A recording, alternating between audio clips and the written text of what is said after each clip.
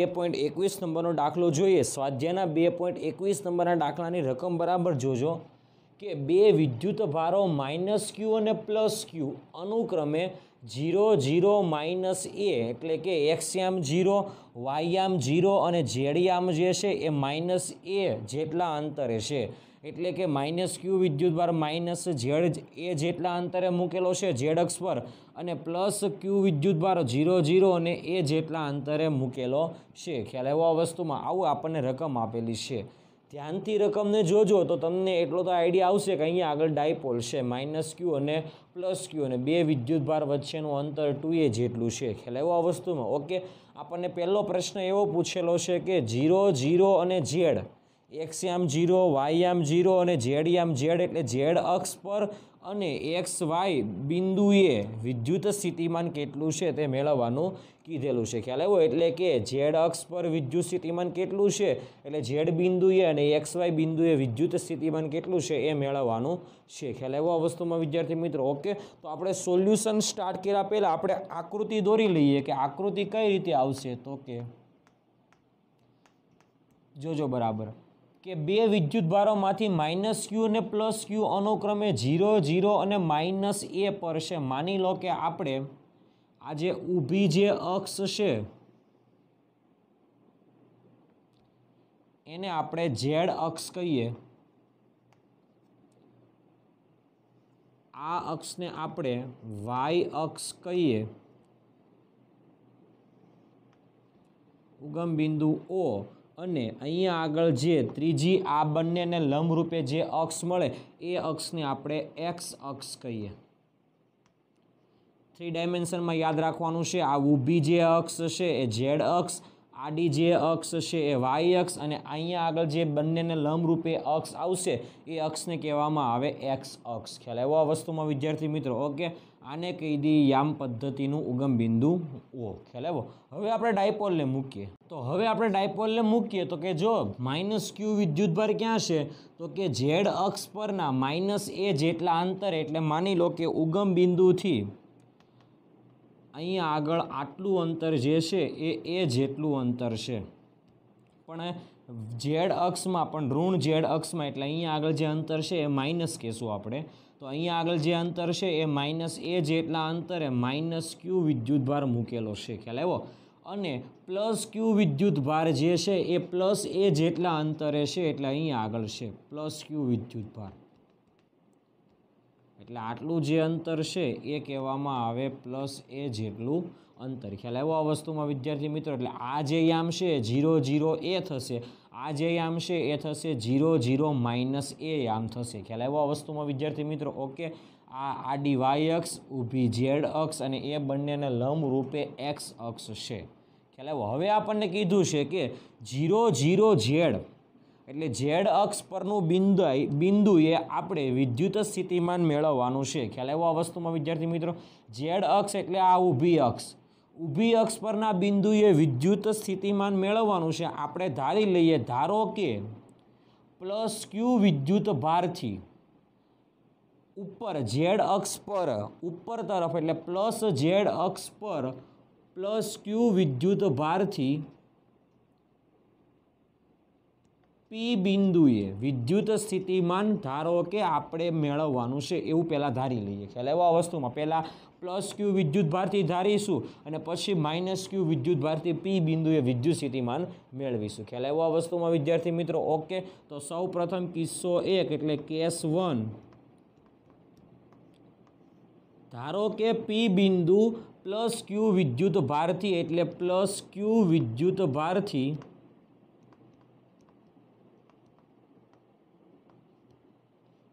એટલે +q વિદ્યુતભારની નજીક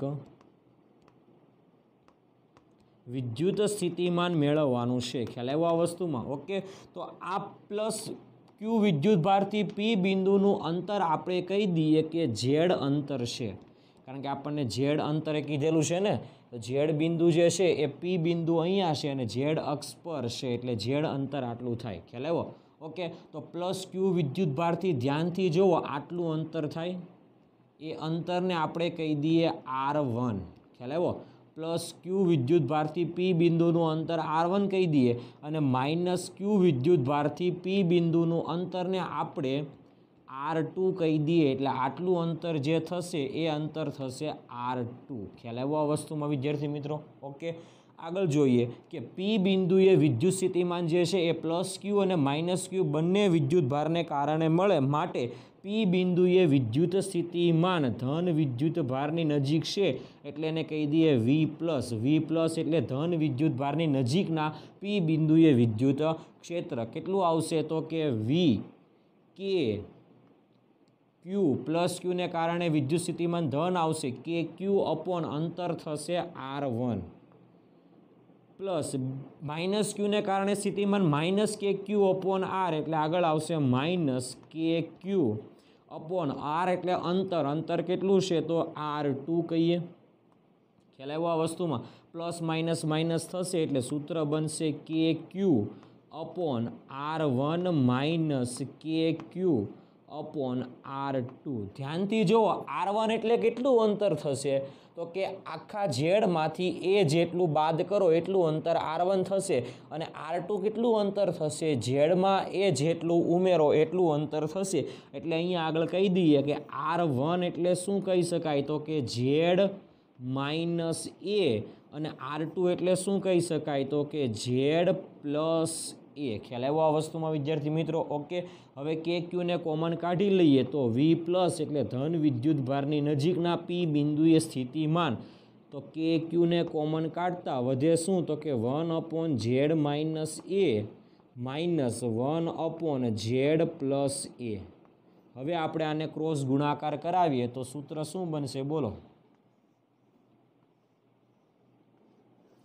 cross ગુણાકાર કરાવો એટલે વી પ્લસ એટલે ધન વિદ્યુતભારની નજીકના પી બિંદુએ વિદ્યુત સ્થિતિમાન કે ક્યુ કૌંસમાં z plus a minus z plus a upon z plus a z minus a એટલે z square minus a square. ખ્યાલ આવ્યો આ વસ્તુમાં? Okay, minus z plus z cancel તો v plus is equal to k q કૌંસમાં a plus a એટલે 2a upon z square minus a square. 2aq ધ્યાનથી જુઓ, આ ક્યુની અંદર આપણે ગુણાકાર કરી દઈએ તો v plus is equal to k કૌંસમાં 2aq upon z square minus a square.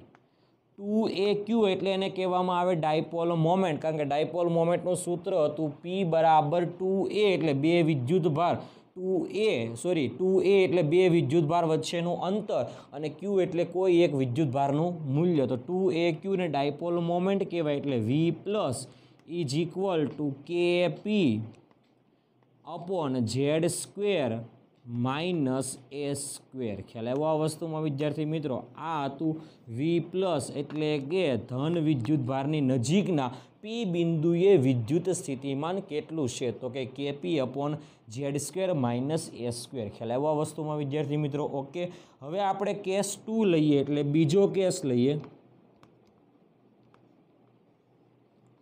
ઋણ વિદ્યુતભારની નજીક એટલે ધારો કે આ બિંદુ પી ડેશ બિંદુ ઋણ વિદ્યુતભારની નજીક છે એટલે ઉપર જેટલું હતું જેવી રીતે એવી જ રીતે ક્યાં હશે નીચે, પણ ખાલી આગળ કેવા આવશે માઇનસ, કારણ કે ધન વિદ્યુતભારની નજીક સ્થિતિમાન ધન હોય તો એવી જ રીતે ઋણ વિદ્યુતભારની નજીક સ્થિતિમાન કેવું હોય ઋણ હશે. તો અહીંયા આગળ લખી શકાય માઇનસ ક્યુ વિદ્યુતભારની નજીક.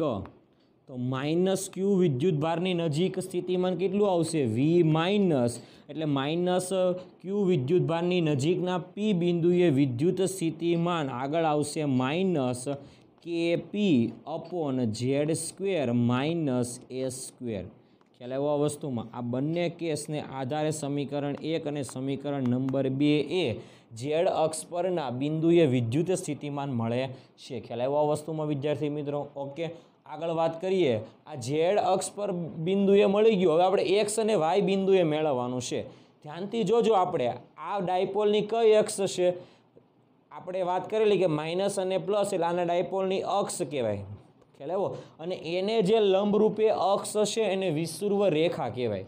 ખ્યાલ આવ્યો આપણે? ઓકે, ડાયપોલની વિષુવવૃત્ત રેખા ઉપર આપણે વાત કરેલી સ્થિતિમાન હંમેશા કેટલું હોય? શૂન્ય હોય. થિયરીમાં આવેલું કે ડાયપોલની અક્ષ પરના બિંદુએ વિદ્યુત સ્થિતિમાન હંમેશા કેટલું હશે? શૂન્ય હશે. તો અહીંયા આગળ ધ્યાન આપજો, વાય બિંદુ જે છે એ ડાયપોલની વિષુવવૃત્ત રેખા પરનું બિંદુ છે. કારણ કે ડાયપોલની અક્ષ આમ છે, એને લંબ અક્ષ આ છે, એટલે વાય અક્ષ છે.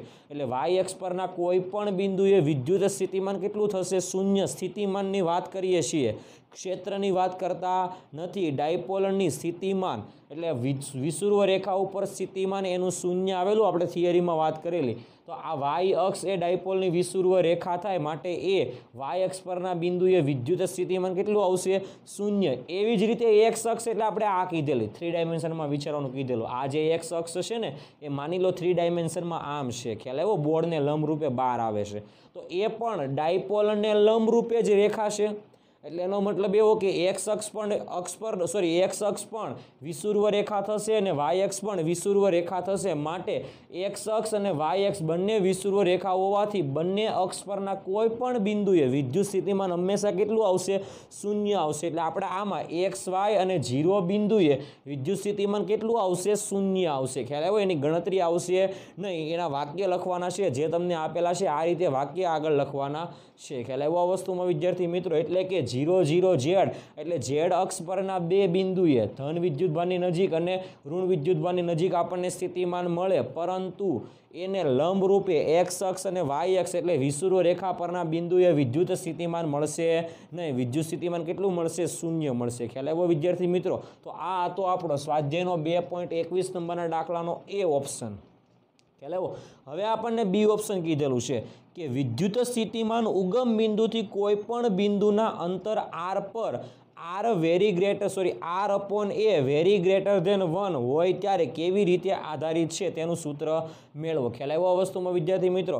વિદ્યુત સ્થિતિમાન ડાયપોલને લીધે વિષુવવૃત્ત રેખા પર તો હંમેશા શૂન્ય જ હોય, માત્ર ને માત્ર અક્ષ પર જ હોય. તો આપણે અક્ષ પરના બિંદુની વાત કરીએ તો આ સૂત્ર આવશે, કાં તો ઉપરનું ને કાં તો નીચેનું. માત્ર ને માત્ર આપણે મૂલ્ય લઈએ તો આપણે એવું કહી શકાય કે બી ઓપ્શનમાં કે વિદ્યુત સ્થિતિમાન ઉગમ બિંદુની એટલે ઉગમ બિંદુથી કોઈ પણ બિંદુના અંતર આર પર r upon a very greater than 1. વિદ્યાર્થી મિત્રો, આ r upon a very greater than 1 છે ને એને આવી રીતે લખી શકાય, r very greater than a એટલે એની સાપેક્ષે r બહુ મોટા છે. ખ્યાલ આવ્યો? એટલે તમારે વિદ્યુત સ્થિતિમાન બહુ મોટા અંતરે મેળવવું છે તો એ કઈ રીતે આધાર રાખશે અંતર સાથે, એ સૂત્ર આપણે મેળવવાનું છે. ખ્યાલ આવ્યો આ વસ્તુમાં? ઓકે, તો સમીકરણ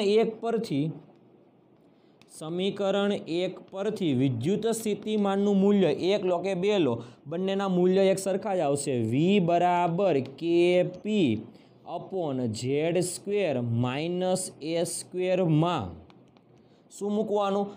r very greater than a હોય તો એને અવગણતા, r very greater than a હોય તો એને અવગણતા. એને અવગણીએ એટલે આ સ્ટેપ નીકળી જાય તો વધશે શું? ખાલી KP upon Z². જ્યાં Z બરાબર આપણે કોઈ પણ અંતરે મૂકીએ તો અવગણતા અને Z બરાબર r અંતર મૂકતા. તો બોલો સૂત્ર શું આવશે?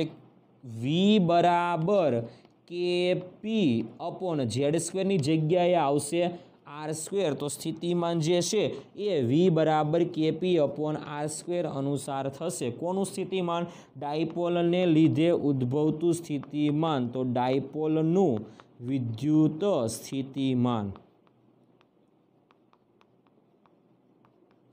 ખ્યાલ આવ્યો આ વસ્તુમાં? ડાયપોલનું વિદ્યુત સ્થિતિમાન છે એ અંતરના વર્ગના વ્યસ્ત પ્રમાણમાં હોય, જે આપણે થિયરીમાં પણ ભણી ગયા કે ડાયપોલને લીધે ઉદ્ભવતું સ્થિતિમાન જે છે KP upon r² છે. ખ્યાલ આવ્યો આ વસ્તુમાં? ઓકે, એટલે V સમપ્રમાણમાં 1 upon r² એટલે r² અનુસાર બદલાય છે. ખ્યાલ આવ્યો આ વસ્તુમાં વિદ્યાર્થી મિત્રો? તો આ હતો આપણો સ્વાધ્યાયનો 2.21નો બી ઓપ્શન. ખ્યાલ આવ્યો આ વસ્તુમાં વિદ્યાર્થી મિત્રો? ઓકે, હવે આપણે સી ઓપ્શન જોઈએ. શું મિત્રો? તો સી ઓપ્શનમાં શું કીધું? જો એક નાના પરીક્ષણ વિદ્યુત ભારને x અક્ષ પર 500 અને -700 બિંદુ સુધી લઈ જવા માટે કેટલું કાર્ય થશે?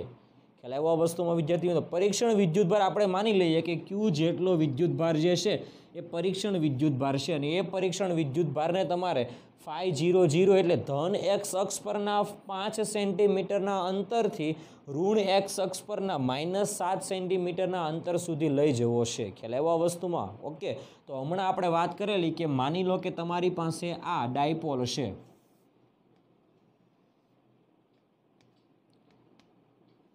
આ ઝેડ અક્ષ અને હમણાં કીધેલું તે પ્રમાણે આ વાય અક્ષ અને યામ પદ્ધતિનું ઉગમ બિંદુનું અહીંયા આગળ આપણે વાત કરીએ આ એક્સ અક્ષ છે અને અહીંયા આગળ આપણે હમણાં કીધેલું તે પ્રમાણે પ્લસ ક્યુ વિદ્યુતભાર છે, અહીંયા આગળ માઇનસ ક્યુ વિદ્યુતભાર છે. એટલે ડાયપોલની અક્ષ આ થશે. એટલે ડાયપોલની અક્ષ પરના બિંદુએ વિદ્યુત સ્થિતિમાન હશે. તો એક્સ અક્ષ જે છે ને એ વિષુવવૃત્ત રેખા છે. તો વિષુવવૃત્ત રેખા પરના કોઈ પણ બિંદુએ વિદ્યુત સ્થિતિમાન કેવું છે?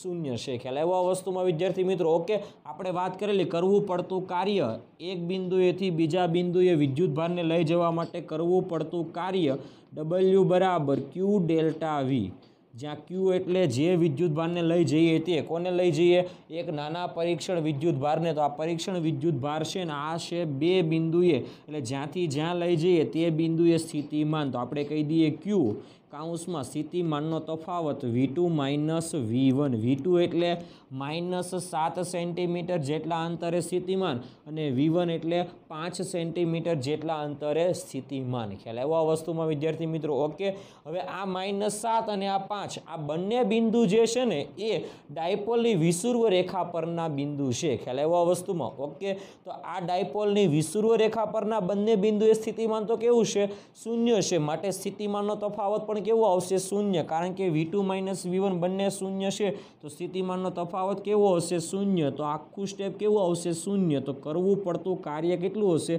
શૂન્ય. ખ્યાલ આવ્યો આ વસ્તુમાં? તો આપણો જવાબ એ થશે કે નાના પરીક્ષણ વિદ્યુત ભારને એક્સ અક્ષ પર 500 અને -700 બિંદુ સુધી લઈ જવા માટે કેટલું કાર્ય થશે? તો કાર્ય થશે નહીં. કરવું પડતું કાર્ય કેટલું છે? શૂન્ય છે. ખ્યાલ આવ્યો આ વસ્તુમાં? કારણ કે આ બંને બિંદુ જે છે એ બંને બિંદુઓ વિષુવવૃત્ત રેખા પરના બિંદુ છે. ખ્યાલ આવ્યો આ વસ્તુમાં વિદ્યાર્થી મિત્રો? ઓકે, આગળનો પ્રશ્ન આપણને એવો પૂછેલો છે કે જો પરીક્ષણ વિદ્યુત ભારનો માર્ગ તે જ બે બિંદુ વચ્ચે એક્સ અક્ષ પર ન હોત તો જવાબમાં કંઈ ફેર પડે?